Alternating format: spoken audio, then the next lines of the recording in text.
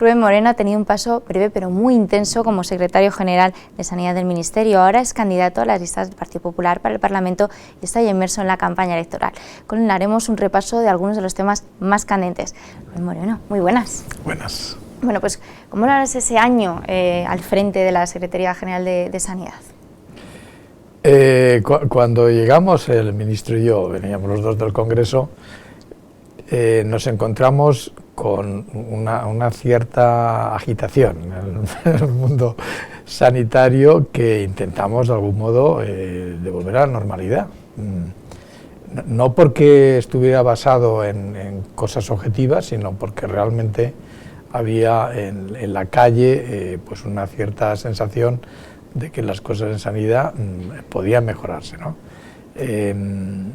La realidad es que se había hecho una reforma muy importante y necesaria durante los 3 años anteriores, que intentó devolver una sostenibilidad a un sistema que se había encontrado con una deuda enorme de más de 16.000 millones de euros, con unas cifras de turismo sanitario que superaban los 1.000 millones de euros, con un gasto sanitario en farmacia que, aunque había disminuido, había que seguir corrigiendo para devolverlo al nivel de gasto propio de la Unión Europea, de nuestro entorno, y todo eso fue lo que fue motivo de la reforma sanitaria que logró, con quienes nos precedieron en el Ministerio, logró devolver esa estabilidad. Pero además había temas que había que seguir resolviendo, temas de profesionales, aspectos como vacunaciones, seguía candente la crisis del ébola, nos habíamos encontrado con otra crisis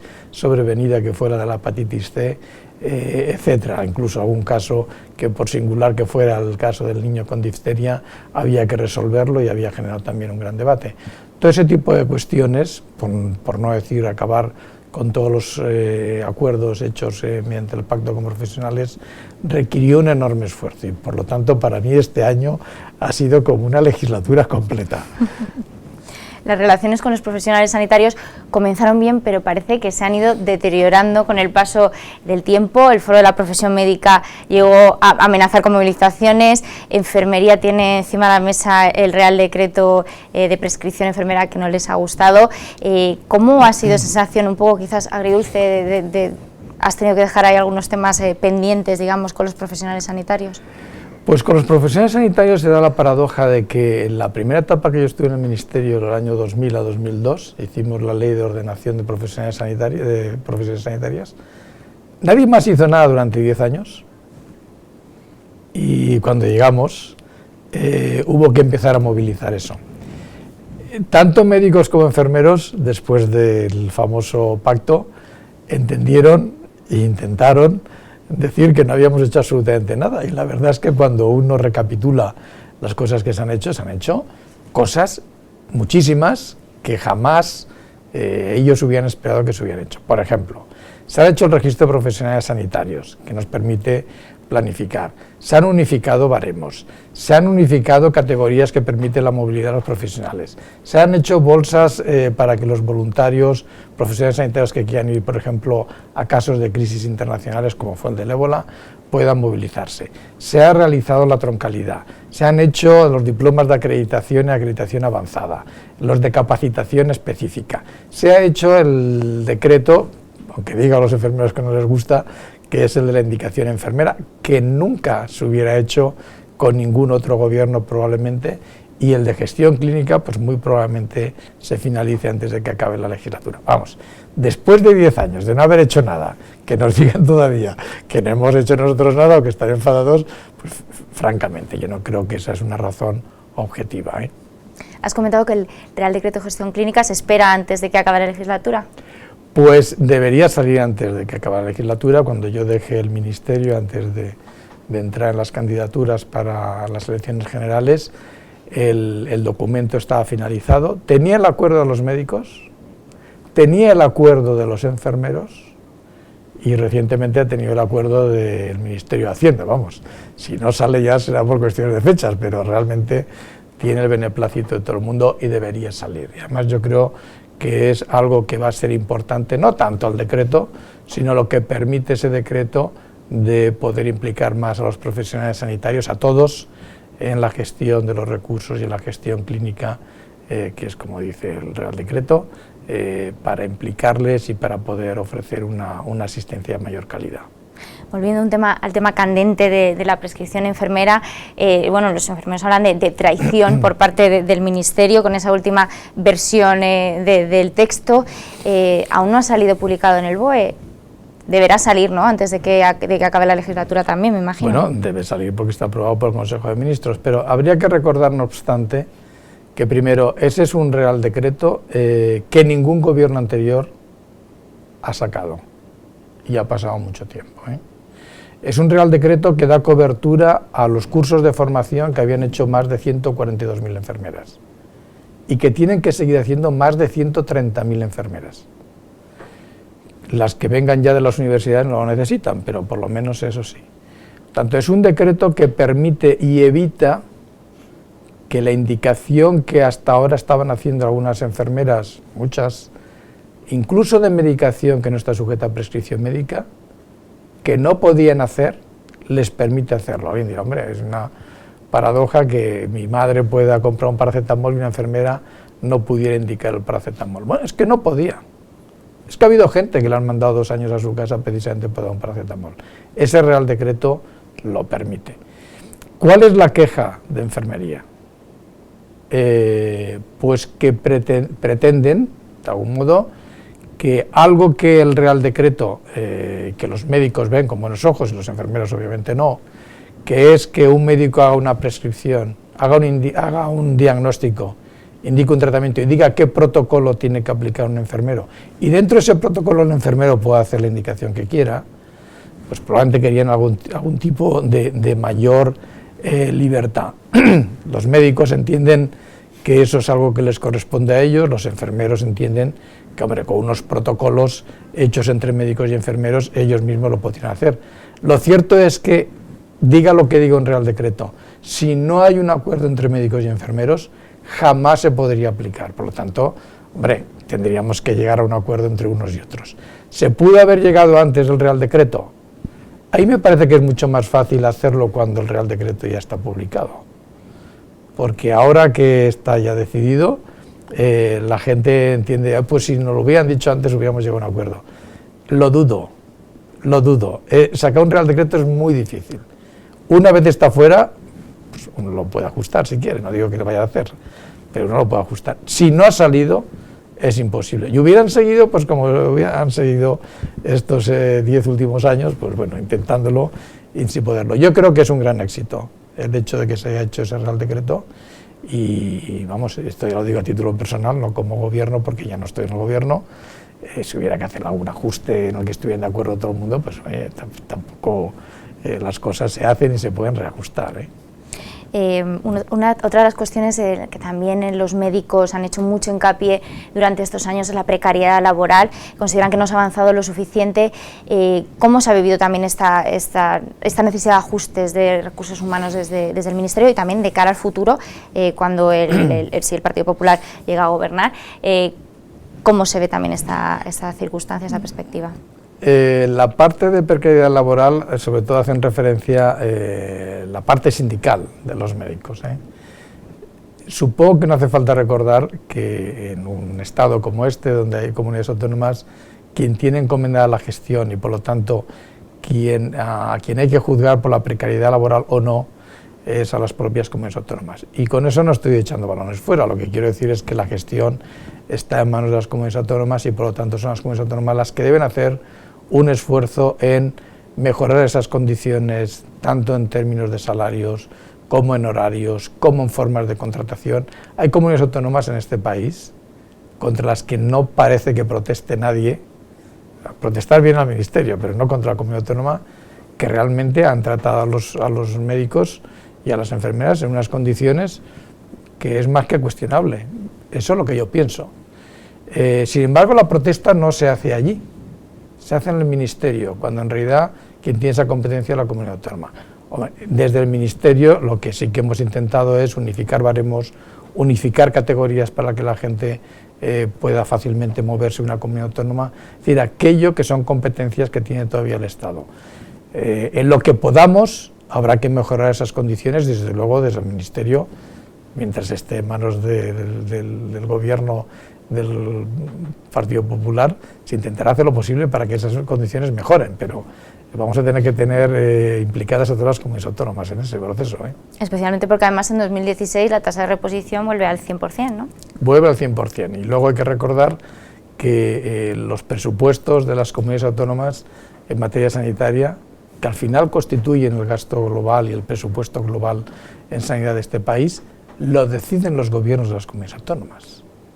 Si este país gasta menos en sanidad, es porque las comunidades autónomas deciden gastar menos individualmente en sanidad. Por lo tanto, todos aquellos que defienden, y no conozco a nadie que no lo defienda, la sanidad como algo prioritario, tiene que reflejarlo en sus presupuestos. Con frecuencia se habla de financiación dentro del sistema sanitario. El Partido Socialista plantea en el programa electoral situar esa financiación en un 7% del Producto Interior Bruto. ¿Cuál es la posición del Partido Popular al respecto? Al menos hasta ahora ha sido, las comunidades autónomas tienen la capacidad de fijar su gasto sanitario en los presupuestos. Decirles lo que tienen que hacer o no es tanto como recentralizar. Es tanto como decirles a una comunidad que tiene un gobierno con capacidad para decidir lo que dedica a una partida y a otra, que desde el Estado, a nivel central, se le obligue a poner una cantidad. Hombre, yo creo que la gente es suficientemente responsable como para saber que la sanidad es una prioridad y que lo refleje en esos presupuestos. Si al final entre todos llegamos a un acuerdo, como siempre, Estado, comunidades autónomas, de que tenemos que tener una cantidad mínima dedicada a sanidad, por mí bienvenido, yo soy el primero que lo aplauda, pero realmente creo que es un proceso de recentralización y a mí me gustaría que todo el mundo lo hiciera de motu propio, no tener que obligar a la comunidad de Andalucía, que está a la cola del gasto sanitario, tener que decirle que tiene que aumentar su presupuesto en sanidad, porque vamos, sus jefes aquí en Madrid están diciendo justamente eso, pero no parece que lo apliquen en la comunidad autónoma. Has comentado que una de las cuestiones que teníais encima de la mesa cuando llegasteis al Ministerio, nuevo equipo, fue solucionar algunos flecos que quedaban de esa reforma, que se basa sobre todo en el Real Decreto 16/2012. Varios partidos, la mayoría de los partidos, han planteado que de cara si llegan al poder, derogarán ese Real Decreto. ¿Qué consecuencias podría tener esta derogación? Pues mire, si derogan ese decreto, los primeros que se tienen que echar a temblar son los parados de larga duración que ya no tienen prestación, porque antes de ese Real Decreto no tenían derecho a la asistencia sanitaria. Esos mismos parados pagaban un 40% de las medicinas. Había materia de profesionales que va a ser altamente perjudicial para ellos. En materia farmacéutica, 3/4 de lo mismo. Es decir, si hasta ahora hemos conseguido 5.400 millones de ahorros que no se quedan en Hacienda, sino que revierten y quedan en manos de las comunidades autónomas, ha sido gracias a esa reforma sanitaria. Si hemos evitado 1.000 millones de gasto en turismo sanitario de alemanes, italianos, rumanos, etcétera, que venían a España, que los tratábamos con cargo a los presupuestos de todos los ciudadanos que trabajamos en este país y que pagamos nuestros impuestos, y después se llevaba una tarjeta sanitaria europea con cargo a España para tratarse en sus países, sin esa reforma y sin ese Real Decreto lo pagaríamos entre todos los españoles. Hombre, el que quiera derogar ese Real Decreto lo va a tener que hacer muy bien, y va a tener que volver a hacer por otra vía lo mismo que hace el Real Decreto. Si no es así, volveremos a la misma situación previa al Real Decreto. Y bueno, supongo que habrá que pedir responsabilidades por todo eso. PSOE y Podemos han planteado en diversas ocasiones la posibilidad de eliminar las mutualidades de funcionarios. ¿Cómo se ve esa posibilidad por parte del Partido Popular? En sentido estricto, alguien podría pensar, esto es un sistema nacional de salud, tanto porque vamos a tener un sistema paralelo. Lo que ocurre es que lleva mucho tiempo funcionando en este país. Nos cuesta menos, teóricamente, que el Sistema Nacional de Salud, pero sobre todo habrá que pedirle a los casi 2 millones de funcionarios que le van a quitar esa opción que ellos eligen libremente. Tanto alguien que les diga, les vamos a quitar esas mutualidades. Dirán, oiga, somos 2 millones de personas que entre un sistema y otro elegimos este. Tendrán que explicárselo. Si a mí me dan a elegir, yo elegiría el Sistema Nacional de Salud, pero mi padre era funcionario. Eligió el Sistema Nacional de Salud, pero por otro lado tenía también Muface. Bueno, en fin, no sé, yo creo que son planteamientos que hay que ver, y si estos grupos políticos lo plantean, pues ellos tendrán que ver las consecuencias que tiene con respecto a toda la gente que ha elegido libremente ese sistema. De cara un poco a esta campaña electoral que se abre ya esta misma semana, ¿cómo dirías o cómo resumirías un poco el planteamiento del Partido Popular de cara, pues, a la sanidad, ¿no? Entendemos que hay primero una casa común, que es el Sistema Nacional de Salud, que tiene que seguir mejorando su cartera de servicios, que tiene que disminuir las desigualdades en resultados de salud, que tiene que atender a los inmigrantes irregulares, cualquier persona con independencia de su situación, eso sí, siguiendo las reglas de aseguramiento que existen a nivel nacional y europeo, que tiene que haber un plan de calidad que tiene que ser evaluado y actualizado, que tiene que reforzarse la red de agencias de evaluación de tecnología sanitaria, que tiene que haber un plan para renovación de los equipos, que tiene que haber también, llámele observatorio o no, pero un observatorio, sería estrictamente llamado así, para ver los resultados a todos los niveles, desde profesionales, hospitales, comunidades autónomas y a nivel nacional, pensando en el paciente, para decirle, mire, la morbilidad y la mortalidad en este hospital o en este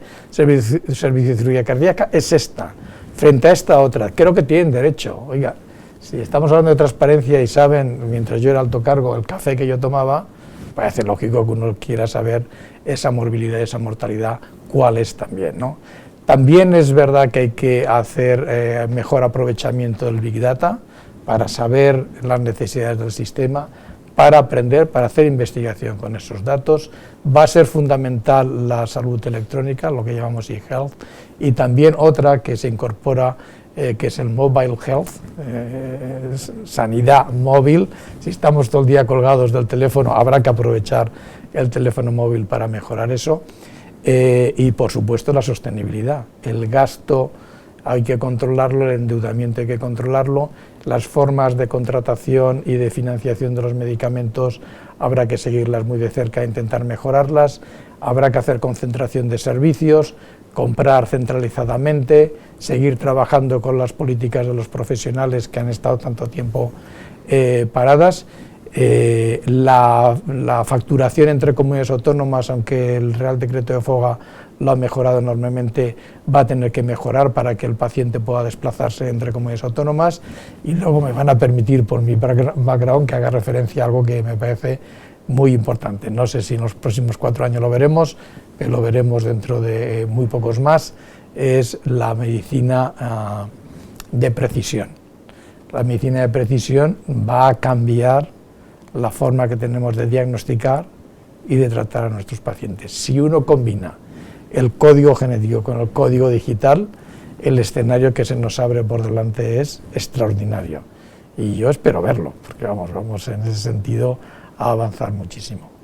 Pues Rubén Moreno, muchas gracias por haber estado en Salud TV haciendo ese repaso de todos los temas que están encima de la mesa. Mucha suerte para esas próximas elecciones. Muchísimas gracias.